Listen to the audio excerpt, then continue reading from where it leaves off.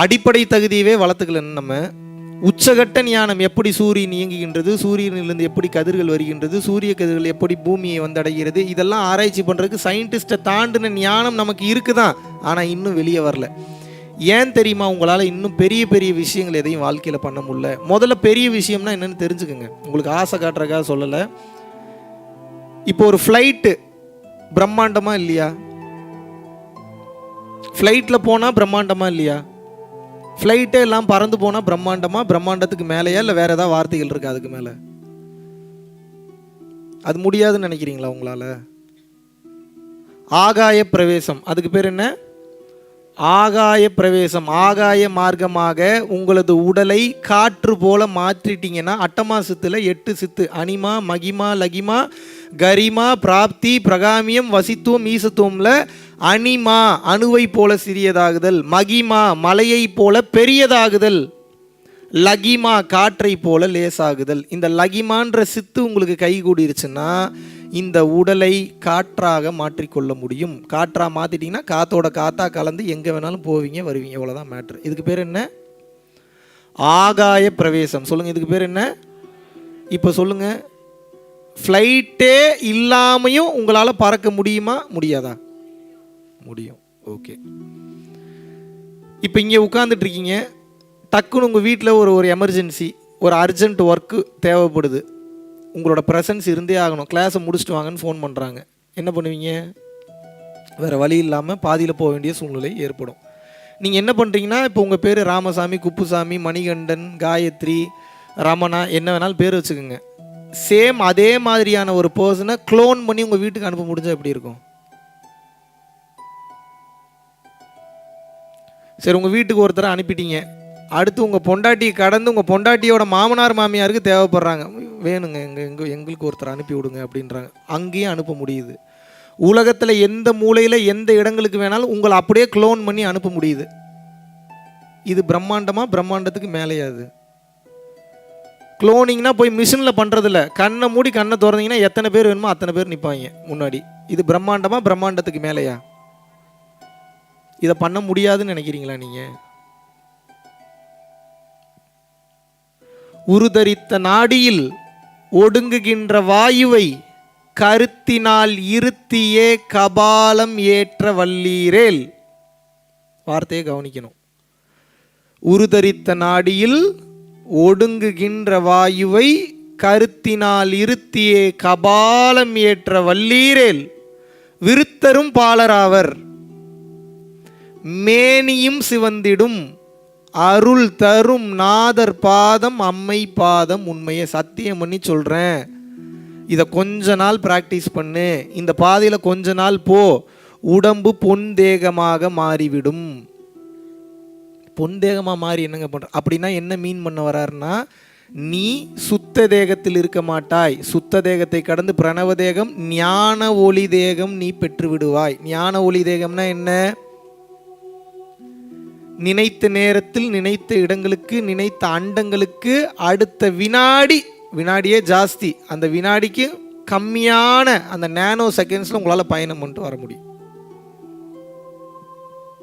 சிவவாக்கியர், நான் சொல்ல, யார் சொல்லியிருக்காங்க? சிவவாக்கியர் சொல்லியிருக்கிறார். ஓடி ஓடி ஓடி ஓடி உட்கலந்த ஜோதியை நாடி நாடி நாடி நாடி நாட்களும் கழிந்து போய் வாடி வாடி வாடி வாடி மாண்டு போன மாந்தர்கள் கோடி கோடி கோடி கோடி எண்ணிறந்த கோடியே. கண்ட பொருளை தேடி அலையாத, டைம் வேஸ்ட்டு. இருக்கிறதுலே பெரிய பொருளாக பிடிச்சிக்க. ஏன்னா நீ இந்த உலகத்தில் இருக்கக்கூடிய எந்த பொருளை போய் பிடிச்சினாலும் அது நிலையில்லாதது, அழிந்து விடும். இந்த நிலையாமை தத்துவத்தை புரிந்து கொண்டு, நிலையில்லாத தன்மையை புரிந்து கொண்டு வாழும் போதே அழியாத பொருளான மெய்ப்பொருளை நீ பிடித்து விடு. எப்போ அந்த மெய்ப்பொருளை பிடிச்சிடுறீங்களோ அது அழியாது. அழியா தன்மை கொண்ட அந்த மெய்ப்பொருள் உங்களையே மெய்ப்பொருளாக மாற்றிவிடும். இவ்வளோதான் ரகசியம். அப்படின்னா என்ன? எங்கேயோ போய் தொடுறதில்ல, உள்ளுக்குள்ளே போய் உணர்வு நிலையில் அதை போய் தொட்டுட்டிங்கன்னா அது ஒரு பசில் மாதிரி. அந்த பசில் எப்படி அப்படின்னா, போகிற வரைக்கும் கஷ்டம், போயிட்டே இருங்க போயிட்டே இருங்க போயிட்டே இருங்க, கொஞ்சம் முயற்சி பண்ணணும். போய் அந்த பொருளை போய் தொட்டுட்டீங்கன்னு வைங்க, நீங்களே அந்த பொருளாக மாறிடுவீங்க. அதுக்கப்புறம் அந்த பொருளுக்கு பேர் என்ன? இறைவன். அந்த பொருளுக்கு பேர் என்ன? இறைவன். எப்போது இறையாற்றல், இறை சக்தி உங்களுக்குள் இருந்து வெளிப்பட ஆரம்பித்து விடுகிறதோ அப்போது இறைவன் செய்யக்கூடிய எல்லா வேலையும் நீங்க செய்வீங்க. இதுக்கு பேர் தான் சக்தி, super power, supernatural power, ஆற்றல், சூப்பர் கான்சியஸ், எப்படி வேணாலும் வச்சுங்க. ஆக மொத்தம் என்ன? உங்களுக்குள் இருக்கக்கூடிய அந்த இறை முழுதுமாக வெளியே வர வேண்டும். இவ்வளவுதான் மேட்ரு. புரிஞ்சா புரியலையா? இப்போ நீங்க உங்களோட உடலையும் உங்களோட செயல்களையும் எங்கிருந்து வேலை செஞ்சுக்கிட்டு இருக்கீங்கன்னா மைண்ட்ல இருந்து ஆப்ரேட் பண்றீங்க. எங்க இருந்து ஆப்ரேட் பண்றீங்க? மைண்ட்ல இருந்து ஆப்ரேட் பண்ணீங்கன்னா தோத்து போயிருவீங்க. ஆரம்பத்தில் மைண்ட்ல இருந்து தான் ஆப்ரேட் பண்ண, அது தப்பு ஆப்ரேட். உங்களுக்கு மைண்ட்ல இருந்து இன்னும் சரியா ஆப்ரேட் பண்ண தெரியல. மைண்ட்ல இருந்து முதல்ல சரியா ஆப்ரேட் பண்ண ஆரம்பிச்சிங்கன்னா என்ன ஆகும்னா அப்போதான் முதல்ல வாழ்க்கைனா என்னன்னு புரியும். முதல்ல வாழ்க்கைனா என்னன்னு புரிஞ்சுக்கணும். அதுக்கு எங்கேருந்து ஆப்ரேட் பண்ணணும்? மனதிலிருந்து உங்கள் வாழ்க்கையை ஆப்ரேட் பண்ணணும். அப்போ தான் முதல்ல வாழ்க்கைனா என்னன்னு புரியும்.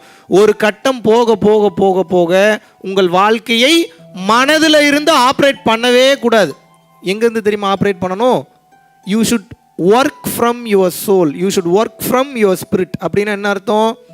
நீங்கள் உபயோகப்படுத்தக்கூடிய வார்த்தை, பார்க்கக்கூடிய பார்வை, பேசக்கூடிய பேச்சு, நடக்கக்கூடிய நடை, போகக்கூடிய இடம் அனைத்தையும் எங்கிருந்து ஆப்ரேட் பண்ணணும்? சோல், ஆன்மால இருந்து ஆப்ரேட் பண்ணணும். எப்போ ஆன்மால இருந்து ஆப்ரேட் பண்ண ஆரம்பிக்கிறீங்களோ இந்த மொத்த உலகமும் உங்களது வசமாக மாறிவிடும். சத்தியமான உண்மை. எங்க போறீங்களோ அங்க இருக்கிறவங்க பூரா பேரை அட்ராக்ட் பண்ணுவீங்க. ஏன்? இந்த மொத்த பிரபஞ்சமும் இறைன்ற சக்தியில தான் கட்டமைக்கப்பட்டிருக்கு. நீங்க அதை பத்தி தெரிஞ்சுக்காம சம்பந்தமே இல்லாம ஏதோ ஒன்றுல செயல்பட்டுக்கிட்டு இருக்கீங்க. எப்படி இதை பத்தி புரிஞ்சுக்க முடியும்? பூக்கடைக்கு போனாதான் பூ வியாபாரம் பண்றது எப்படின்னு தெரியும். மளிகை கடைக்கு போனாதான் குரோசரி எப்படி சேல்ஸ் பண்றதுன்றது தெரியும். அதுபோல ஆன்மாலேயே இருந்தா தானே ஆன்மாவை பற்றி தெரிந்து கொள்ள முடியும். Yes or no? சம்பந்தமே இல்லாமல் இன்னும் புருஷன் கூட சண்டை, பொண்டாட்டி கூட சண்டை, குழந்தைங்களோட சண்டை, எனக்கு இந்த இன்க்ரிமெண்ட் வரல, எனக்கு இந்த போனஸ் வரல, பார்க்குற வேலைக்கு உண்டான வருமானம் வரல, எனக்கு இன்னும் ஒரு காடி வாங்கலை, இன்னும் ஒரு வீடு வாங்கலை, அது வாங்கலை, இது வாங்கலை, எதுவும் வாங்கலைன்னு சொல்லி உட்காந்து ஃபீல் பண்ணிக்கிட்டே இருக்கீங்க. இப்படியே ஃபீல் பண்ணிகிட்டு இருக்கீங்க அப்படின்னா சீக்கிரம் வயசாயிரும். எந்த அளவுக்கு ஃபீல் பண்ணுறீங்களோ, எப்படி ஃபீல் பண்ணணும்? ஆனந்தத்தில் ஃபீல் பண்ணணும், உச்சகட்ட ஞானத்தில் ஃபீல் பண்ணணும். இன்னொரு உயிருக்கு இப்படி ஒரு நிலைமையான்னு சொல்லி சுயநலம் இல்லாமல் ஃபீல் பண்ணிங்கன்னா எனர்ஜி கிடைக்கும். எனக்கு இது கிடைக்கலையே, அது கிடைக்கலையே, இங்கே போயிட்டேனே, அங்கே போயிட்டேனே, இப்படி கம்மியாக போயிட்டேனே, கீழே போயிட்டேனே, இப்படி ஃபீல் பண்ணிங்கன்னா இருக்கிற எனர்ஜி பூரா வெளியே போயிடும். எவ்வளவுக்கு எவ்வளோ எனர்ஜி சீக்கிரம் வெளியே போதோ அவ்வளவுக்கு அவ்வளவு அதிகமான தூக்கம் தேவைப்படும். எப்போதெல்லாம் அதிகமான தூக்கம் தூங்குகின்றீர்களோ சீக்கிரம் உங்களது செல்கள் இறக்கும். எப்போது செல்கள் சீக்கிரம் இறக்கின்றதோ புது செல்களை அது உற்பத்தி பண்ணாது. அதுக்கு பேர் தான் முதுமை அல்லது வயோதிகம்னு வச்சுருக்கீங்க. அதுக்கு பேர் என்ன? முதுமை அல்லது வயோதிகம். இந்த முதுமை அல்லது வயோதிகம் ஏன் வருகின்றது? ஏன்னா உங்கள் செல் உங்களுக்கு மறுபடியும் எப்படி ரீஜெனரேட் பண்ணுறதுன்னு தெரில. எப்போ உங்களது செல்களை உங்களுக்கு ரீஜெனரேட் பண்ண வைக்கக்கூடிய அந்த ஆற்றல் அந்த பயிற்சி நிலையில் இருக்கும்போதோ இல்லை ஆன்மீகத்தில் பயணம் பண்ணும்போதோ கிடைத்து விடு. நீங்கள் இதை தாங்க தெரிஞ்சுக்கணும், நல்லா புரிஞ்சுக்கங்க. இதுக்கு தான் பிறந்திருக்கீங்க. தெரிஞ்சுக்க வேண்டியதை விட்டுட்டு எல்லாத்தையும் தெரிஞ்சுட்டு இருக்கீங்க. நீங்கள் இதை தெரிஞ்சுக்கல சரியா அப்படின்னா நிச்சயமாக சிக்கிக்கொள்வீர்கள். புரிந்து கொள்ளுங்கள்.